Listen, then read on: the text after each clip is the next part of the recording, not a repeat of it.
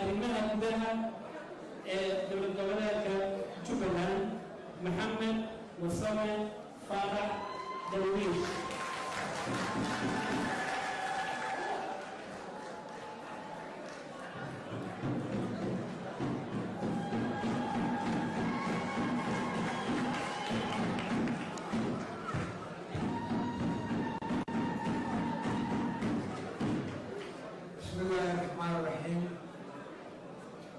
madaxweynaha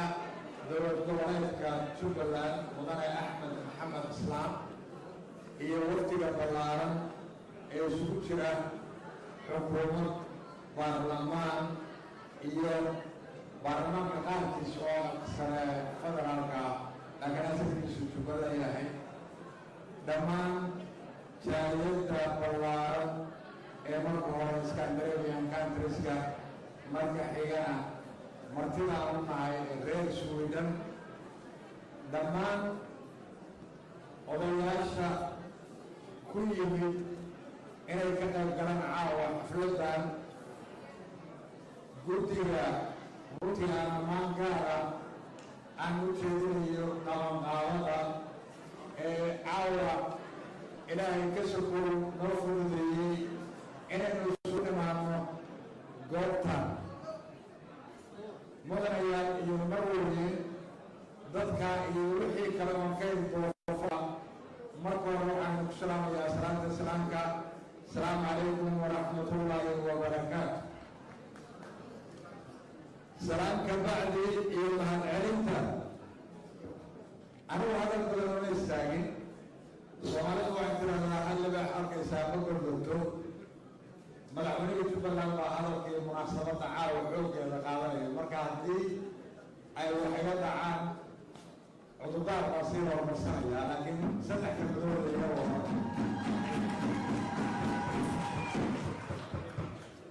marka ugu horeysa waxaan rabaa inaan iyad ka bilaamiyo Jubbaland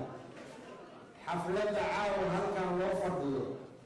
wixii olay hadlay ama nin dhalinyaro hadlay ama xildhibaan hadlay ama aqoon hadlay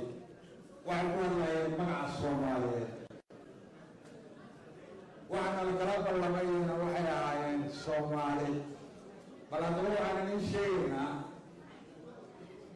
Jubbaland aasaaskeeda rasmiga ah waa Soomaali waana Soomaali sifana maaha koob maaha qabiil maaha wax kale maaha intaasoo isu tagtay ayaa dooratay mudane Axmed Maxamed Islaam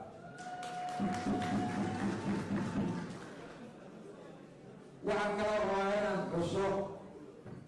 kolley khudbadda muhiimkeeda madaxweynaha ka hadli doona waxaan rabaa walaalaha jaaliyadda Soomaaliyeed halka caawa isugu timid in aan idiin sheego dalku waa federaal waana qaadan haddii uu federaal yahay oo la qaatay shaqadana waa la kala caya waxna federaalkaale waxna maamulada haddii waxa la yidhi waxuu sheeg sixir ka daran haddii niman horora oo balaayadan kaa qabato goboleedka ugu tilmaamo waan idin sheegayaa inta ay leeyihiin unbay doontaa oo qabsadaan dastuurkaana misaaraxay inta federaalkana ka qaabtaan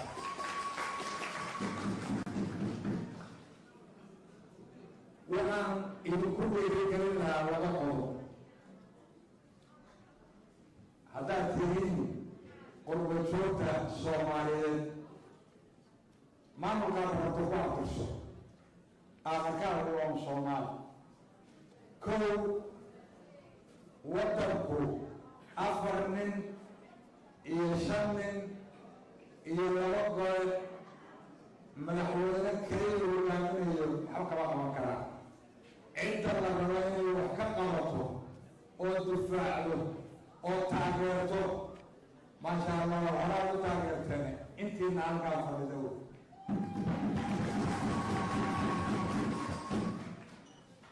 inta loo geysateen maanta in ka badan baa laydinka rabaa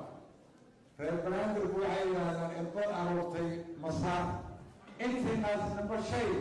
hadduu meel ka soo hormareeyo oo la sugayo maamul goboleed kaste waxaad geysaan wax weyn bay u taraysaa. haddaba waxaan oran lahaa walaalayaal meeshii waa la jiraa madaxda jirta awaranine idinkaa madaxdiiya aqoontiina halkan la fadhiya kaalayoo dhisa dalkii taa waa ilo qodob. qodobka labaad waxa weeye maantay diasporada Soomaaliyeed kor bay u socda. waxaan u masaabaxaya fursada aqooneed iyo fursadaha ay heleen. waxaan maqlayaa hadda Scandinavian-ka ama Sweden in ay jirto doorashada inay soo dhowday. midda xamaraha ku mashquulinina oo midda gobolada ku mashquulinina qofka Soomaaliga oo isa sharaxa please gacan si magiciina koro. Sweden waxaa maqlayaa gabadh baa sharaxan kala sii fiican.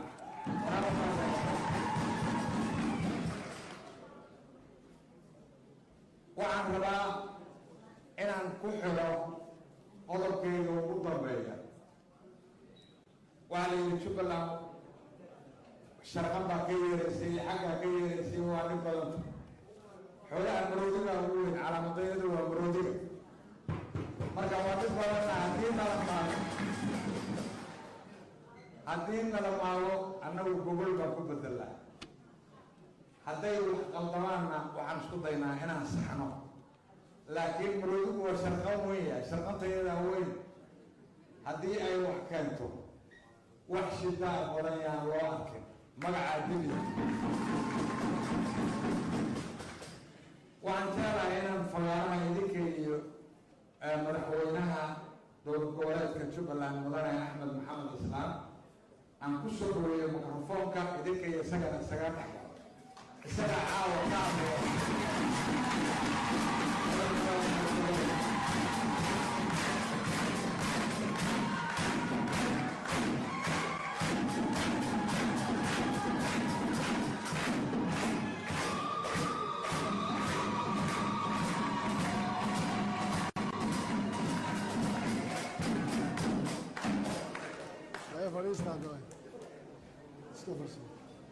بسم الله الرحمن الرحيم. وبه نستعين على امور الدين والدين. وصلى الله وسلم على سيدنا محمد وعلى اله وصحبه وسلم اجمعين. السلام عليكم ورحمه الله وبركاته. waxaan rabaa inaan u mahadceliyo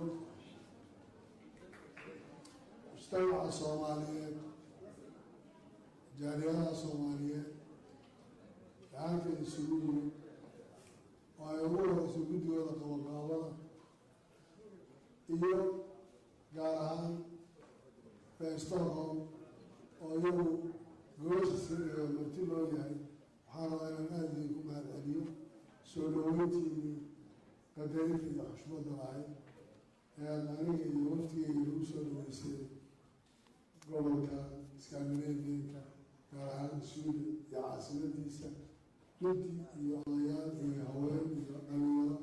iyo saxaafiyiin iyo fanaaniin iyo kulligii aad baan arrintaa idinka mahadcelinaya. intaan kabacay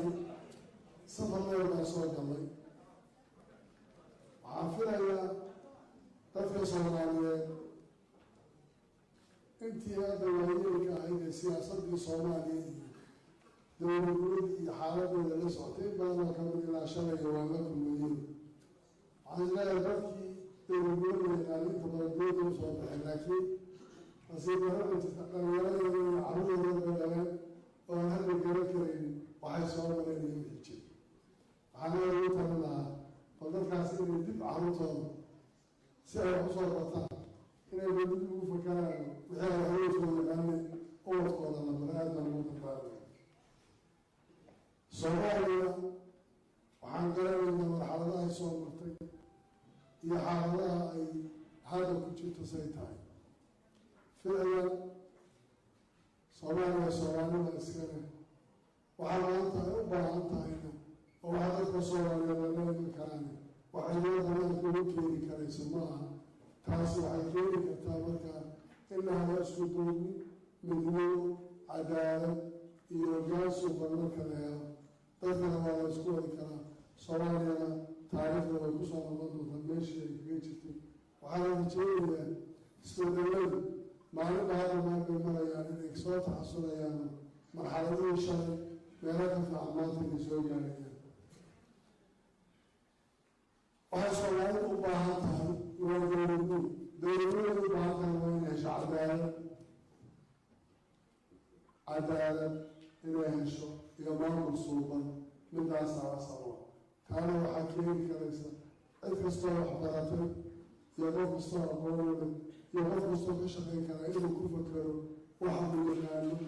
ama experienska khibrad u leeyahay siduu dalkii iyo dalka dib ugu celin lahaa ee uga shaqayn lahaa soomaaliya waxaan aada u garanaynaa marxaladaha ay soo martay maanta markaan dhaqo hadlayno ma jiro soomaaliya maanta dagaal sokeeye oo meel soomaaliya ka jira ama qabiil ola lama hiday haddaad maqashaan dagaal baa meel ka dhacay ama dhibaata jirta waa wax masaalix siyaasi ay ku jirto oo siyaasiyiin ay wadaan oo laga yaabo marka ugu dambaysan masaalix shaksiya inay khuduucayso haddii markaa nooca ay noqoto dad badanaana hadda dadka iskaalmeelooka degan ama soomaalida qurbaha usoo baxdaya haddii liisaskooda dib loo wada qaado dadkii qaxa ku yimid nin walba imaankiisoo carariyo dowlba ay soo cayriyey minority baa lahaa iyo waa la leesjey iyo dib baa soo sheeganaya oo kuwa xisbi maanta laakiin waxaan filayaa inayna jirin colaada noocaasa iyo dhibaatada noocaasa wixii moodahay oo waxaan hogaanxumo ku yimaada ama qof masaalix shaksiga raadsanaya ku yimaada ama eex iyo maamulxumo waxay keentay ku timaada taa markaa macnaha asalka waxaweeye soomaaliya inay meeshii shalay wax badan isbedel maanta uu ka muuqdo marxaladii shalay joogtay ay joogtayna inay joogi maanta jubbaland markaan usoo noqdo waxaan u malaynayaa safarkan waa markii ugu horreysay waa markii labaad ee yurub ku imaado inta mas-uuliyaddan ay hayay intii ka horreysay jubbaland xaaladayadan soo martay waxay ahayd dhulka ugu dhibka badan ee ugu adag faahinta silaaca qowmiga soomaaliya oo raadka weyn iyo saameynta uu ku yeeshay waxaana sababaysay meelaha kale meelalba rayan iyo qoysyan baa degan laakiin jubbaland waxay noqotay meel mujtamaca soomaaliyeed wada degan yahay oo lagu wada xuso oo dowlaad ay ku wada yihiin taasi waxay keentay markaa inuu mid walba yihahdo adigu noqo midka ugu sadka roon ee sadbursada ee isaga lagu sheego ee lagu barto inuu intaa qof walba qaataa waxay keentay inay noqoto raadka soomaaliya meelaha ugu dhibka badan ee laga filayo weli inay ugu dambeyn doonto bifadlilaahi halgan iyo dalaal dheerka bacdi waxaan ku guuleysanay inaan maanta loo sameeyo maamul ay leeyihiin dadku qawaanada ay ku wada jiraan matalaadooda ay wada helayaan inta badan iyadoo aan meelan karaynin maanta qof wada ugu helay xuquuqdii uu lahaa oo aan hore u sheegay markii aan wax dhisaynay xal baan raadinaynay xal maanaan raadinayn macnaha taasi waxay dhashay wuxuu ahaa wax la isku soo gaari kara maanta inay noqoto wax la isku soo gaari karo iyadoo aanaan cidna ama dhibaato gaara u qabin ama aanaan xumaan ka shaqaynayn laakiin marka aan ka mas-uul ahaan iyo cabashada dadka iyo waxa la ii sheegaya fiiriyo maamul ma jiro shaksi kuu yimaada ilaa wuxuu ka hadlayaa waxa isaga ka maqan iyo waxa uu tirsanayo iyo reerkooda dhibkay qabaan iyo reerkooda waxay u baahan yihiin iyo inay iyagu yihiin kuwa koowaad iyo labaad iyo saddexaad waxaan aada uga yaabaa soomaalidu cadaalad darrada iyadoo aasaas u ah waxaa ka maqan qofku inuu garto qofka walaalkii ah waxa uu uga baahan yahay xuquuqdu leeyahay taasa waxay keenaysaa qof walba damaca isaga garaay inuu noqonayo inuu u arkay isagu inuu had iyo jeer yahay ka dulman waxaan isku dayaynaa inaan gaarsiino meel beri cidda laga dambaysanay dhaxal fiican meel ay ku shaqayso raad ay qaadi karto inay intaasba ay keento waxaan rabaa inaan wax yarku xusuusiyo soomaaliya shalay taariikh bay lahay libaaxii afrikaa loola jiray magacyo badan bay lahay inay burburtahay ma ahayn wax iska yimid ee asbaabay lahayd asbaabihiina waxaan is leeyahay mayna dhammaanin in weli maanta soomaaliya xaaladda kusii jirto waxaa laga yaabaa in badan oo adduunka ka midi inay leedahay weli lama gaarin oo weli colayskii uu sii jiro laakiin yaa ka bixi karaya waxaa ka bixi karaya dadka soomaaliyeed shacab iyo mas-uuliyiin markay dowladda gacanta isqabsadaan ay gartaan waxay iyagu u baahan yihiin mas-uuliyadda shacabkooda ka saaran baahidooda waxa ay tahay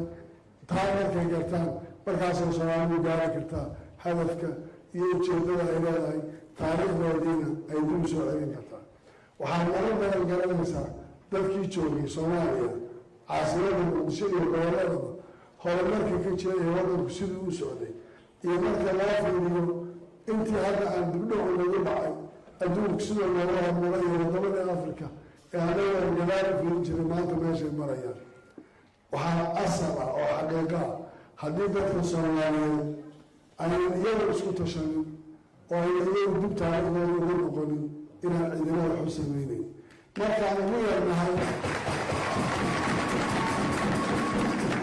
markaan ugu yarnahay shirkadaha shidaalkeena ka gudbaxayna iyaga damaca ka dhexeeyo masaalixda iyaga ka dhaxaysa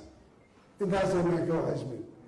waa mid faray markaa qofku soo mas-uula hal mas-uuliyiintan ka mid ah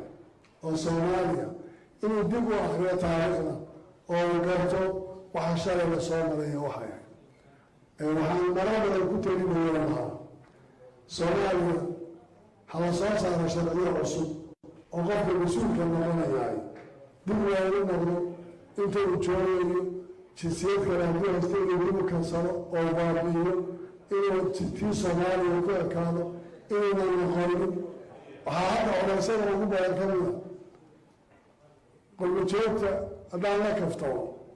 way soo shaqo tahay miyaha waqti ku socda wuxuu kooranayaa dhowr bilood baan shaqadeedii soo xamiyeyo wuxuu ku nasiibsanayaa barigu xil meeshaas ka soo hanaama ka waayo markay u dhammaatana wuu soo noqonaya wuxuu leeyahay dee shaqadiisii uu meesha kasii bilaabanaya taasi waxay mugooyo ku tahay marka sistamka shaqo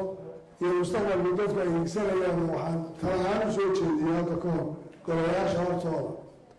in qof kastoo mas-uul noqonayahay sharciga uu watay hore intuu iska dhiga ka soomaaliga qaato dhammaanadna la siiyo dhammaanad iyo baanaqaad noloshiisa aana la siiyo oo caymiska la sheegaya xataa gashaan loo geliyo isaga iyo carruurtiisao inuu noolaanayo loo sheego taasi waxay keenaysaa markaa qofku inuu ka fakero shayga dhanta anigu laakiin maanta haddaan ka fakarayo inuu beri noqonayo meel kale bula ii taabo dee wax badan baa iska hawaabi kara sooma taas markaa waa midda asalka ah soomaaliya cilmo uurmana cilmo noqon khilaafaadka iyo waxyaalaha badan ee la sheegayo kulligood waxaan u malaynayaa oo wax laga gudbi karayan asaas lahayn oo wax haddii la helo niyadwanaag iyo daacadnimo aan is leeyahay guud baa laga gaari karaya ma jirto dowladda federaalka ah ee soomaaliya iyo dowlad goboleedyadu waa hal system waxay u baahan yihiin buug yar oo ay ku heshiiyeen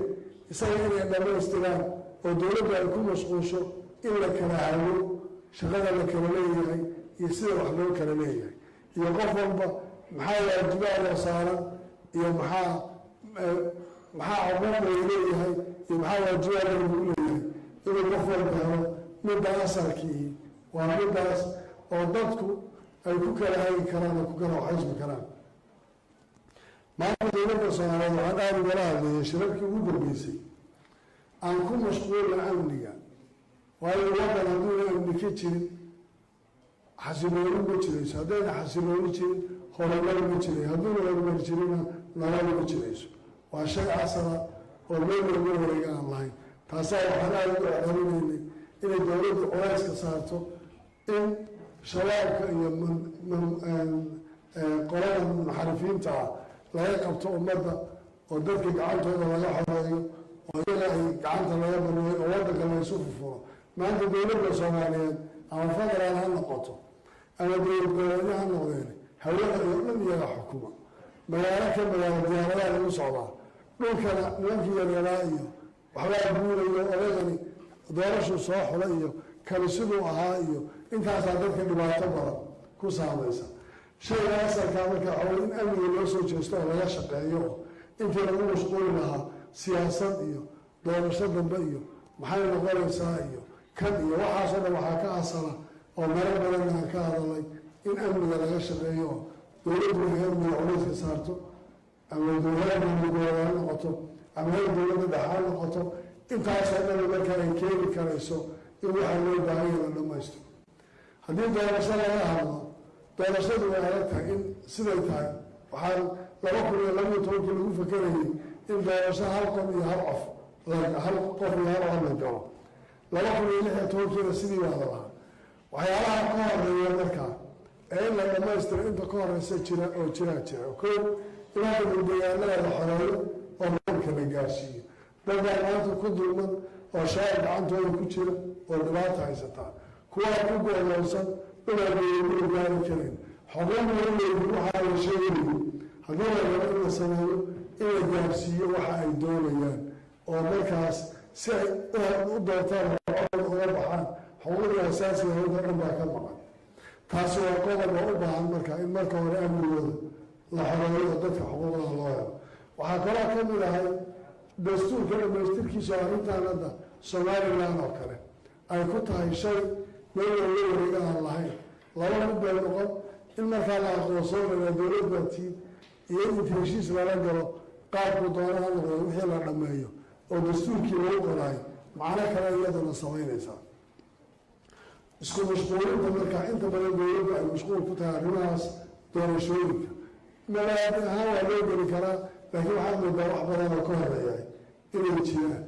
caqabadaha iyo dhibaatada inta badan taadana ay tahay wax masaalixda shaksigaa iyo dana gaala laga leeyahay ay dhibaatadu tahay waxaan rabnaa dowladda soomaaliyeed iyadaa dowladuna shacab baan leeyahay haddaan iyadaa la adkaynin oo iyada aan la xoojinin oo iyada aynaan wixii tale iyo xoog la siin kara la siinin oo wixii khaladaad laysu sheegi karaan laysu sheegin idinkuna qorbajoog baa lahaanaysaan gudahana dhibaato iyo dhibin baa kasii jiraya inay isgarab istaago oo shalay dad soomaaliyeed baa taariikh ku lahaa hal gabdheed baa laga soo maray gabdho iyo wiil baa naftooda kusoo waayey maantana intii la raacay ay shayga maalmaan tahay waxay la tahay waa mid u baahan qof waliba inuu ka fakero oo laga shaqeeyo annagu jubbaland markaan ka soo qaadno waxaan isku dayaynay inaan deegaanada gacanta shabaab ku jirana ka horeyno oo dagaal joogto aan ku jirna horumarkii baa ka mida nolol abuur baa ka mida waxaa ka mid ah arrimihii bulshada inaan ka shaqeyno inootiino hadda mareerihii iyo kubadihii la soo celiyo tartamadii qur-aanka waxaan ka mid ahay sanadkii dhoweyd meelaha kii soomaaliya iyo kulli reer jubbaland baa cidda qaadayo inaan tasjiicino waxbarashada ama qur-aanka ama waxbarashada ha noqoto koobkii iyo sumadii uu lahaa waalogtiin hadda xafiisku yaallaa koobkiisa yaalla insha allah waana soo noqon doonaa taamiga keliya maaha marka tii arrimaha bulshada iyo kulli waa wadnaa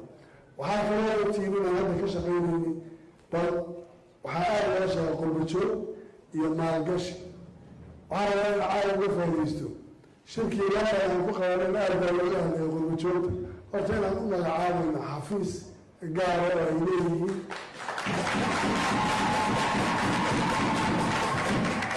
waisnimada hadda ila socdana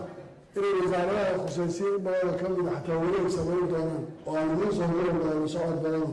la dhisi doono jaaliyadaha meel walba sababtoo meelba markaa tagto jubbaland markii laga hadlayo waxay u baahan tahay in la ilaaliyo isku dhafka soomaalinimada iyo midnimada cidda midnimada soomaaliya intaada maanta waa jubbaland matalaada soomaaliyeed waxaa rabaa marka inaan wasiiradayada soo dirno madaxweyne ku-xigeenno xubno baarlamaan guddoonka oo aan dhismo dhaba oo ka samayno markaan xafiisyada idiin magacaabana insha allahu jaaliyad walba inaan dhisno kuma daynina laba sababood inaan u samayno sanduuq waan ka rabnaa meelaha ay joogaana oo waxa iyaga waajibka loogu leeyahayo sanduuq dhaqaale horumarin oo ay sameeyaan xilliyada loo baahan yahay laga faa'iidaysto xuquuq ay iyagu leeyihiin baa jiro waxaan rabnaa dadku inay dib u soo noqdaano mashaariicda horumarinta iyo istitbaarka iyo maalgashiga iyagana wixii loo samayn karayo inay sameeyaan xuquuqdaasina midna annaga ay nagu waajibayso midna ay ku waajibayso jaaliyadaha oo loo baahan yahay qofku ilmaha yarka ah ee iskuulka dhigtaa inuu garto waxa wadankiisi uu ka sugayo iyo waxa maanta isaga looga baahan yahay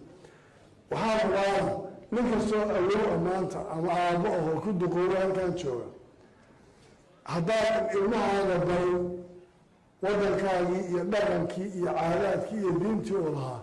waxaa weya adigana beri waxaa kuu taala kaad beeshanka wixii aad ku gasho kuu yaala anigu hadha waxba kuma siin doona xoolahaaga ha iska bixinin markaa ina carruurta celcelisaano bal si aad ninka laftiin uga badbaadaan ilaa muuseyna hadda odayaasha waaweyn xoolaha meesha u dhigteen ma jirto qaraabadiiba xaggii jirta hebel buu wax u dir hawaryar baa soo qaydiyeysa dhaqankan ku noola midaasoo ah laakiin markaa adigu duqoodo ilmahaagin aadan waxba dhaqankii aada lahaydeen iyo caadaadkii iyo diintii iyo qaraabo xiriirintii iyo midooda aada waxba ka barin adigana meel cidlaa ku soo dhacaya isu tumaho ilmaha waxaan u sababaynaa in la helo environment ama bay-o ay ku noolaan karaan iyo guryo ay ku noolaan karaan iyo inaad maalgashi gudihii ka samaysaan oo weliba dhul fiican oo indhaha uroola barwaaqahalaynahay in insha allahu la soo celiyo annaguna waxaa nala jira aan ka baxno idinkuna waxaa nala jira haddii lahaynaa aada ka soo baxdaan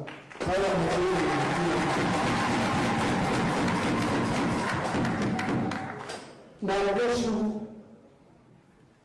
waxaan rabnaa inay nabad isku xidhano hadda u dhan baan u diyaarinay in bal dadku ay maal gashadaan oo triple b waxa la yidhaahdo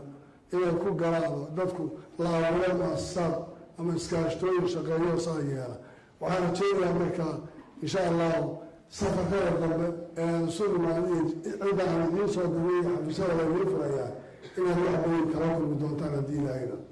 waxaan rabaa inaan ku soo arooriyo soomaaliya halka arrinay muhiimka waxaa weeyaan idinkana la idinka baahan yahay oo talo annaga iyo cibalba loo waxaysan yahay inaan soo noolayno dhaqankeennii aan lahayn iyo taariikhdeenii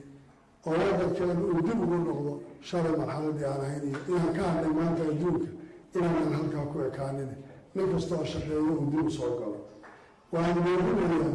sidii saaxiibadii leena ay sheegayeen dadka gelaya golayaasha dowladaha ee wadamada ay joogaan aad ba u fiican tahay sababtoo wuxuu difaacayaa xuquuqda jaahiliyadda ama qowmiyada uu ka soo jeedo aad baan usoo dhaweynaya arrintaas in la galo oo la isku taageero waxaan ilaadaanaya inaad ilaalaysan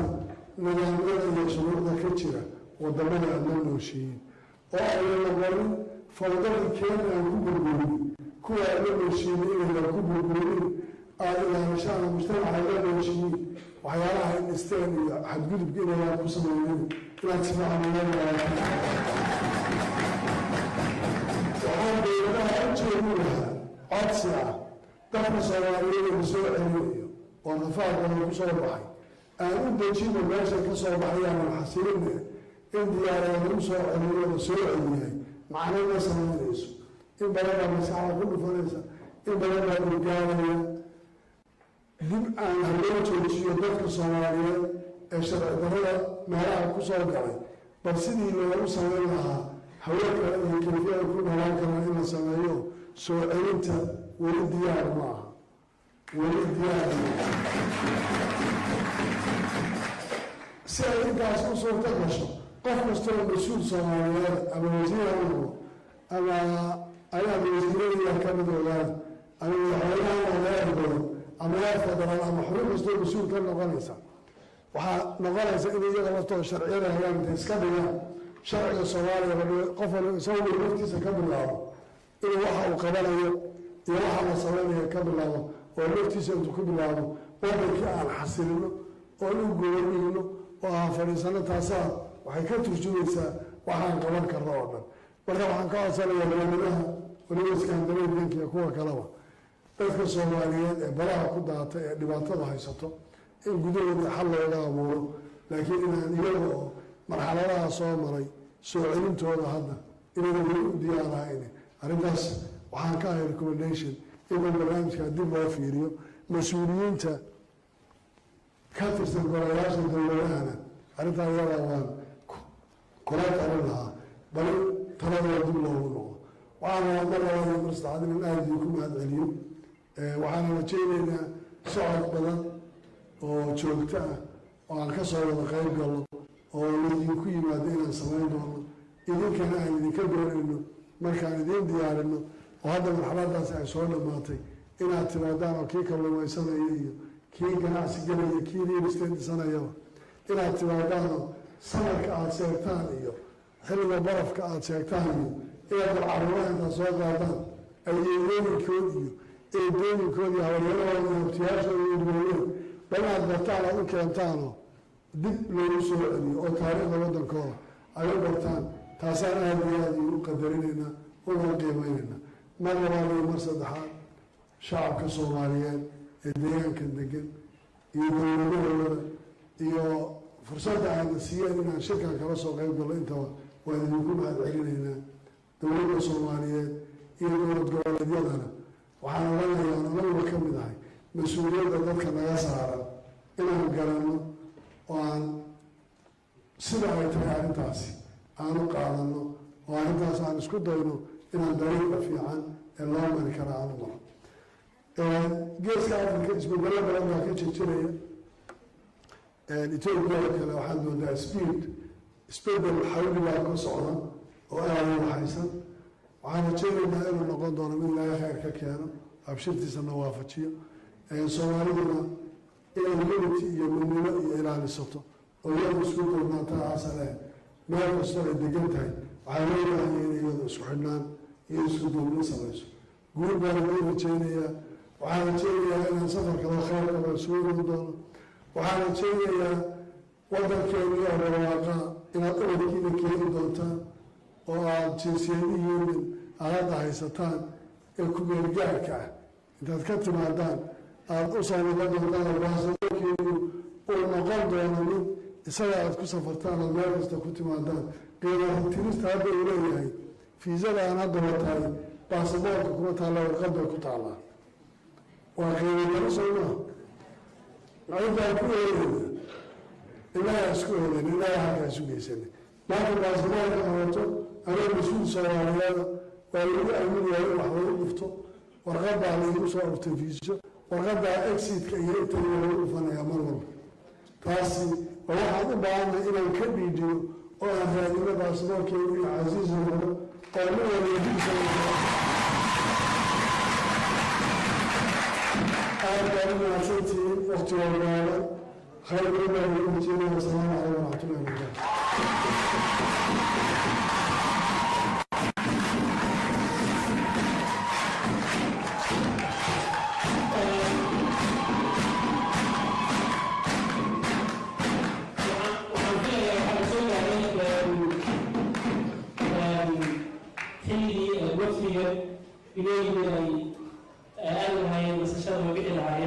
intiina kaleete waxay ii joogaan laanta oo sii wariya waxaan jeclaan lahaa madaxweynaha maaragtay inuu sii soo hoojiyo shacab ku soo hoojiya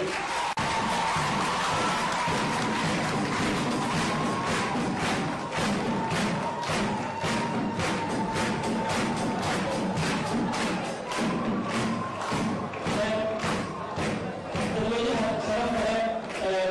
waxaan idinka codsanayaa deegaankeeda ilaalisaan cashadaynu aadayna inta cashada laga aadayana intii rataakada iska sii joogaysaa calamiyaata iyo kooxdiisii baa bixiyay idin qabanaya kor caraanayay waa idin tartiiba idiin sii daynaya bixitaankana laakiin intii doonaysa inay sii joogto oo ay la baashadaan caqliga joogi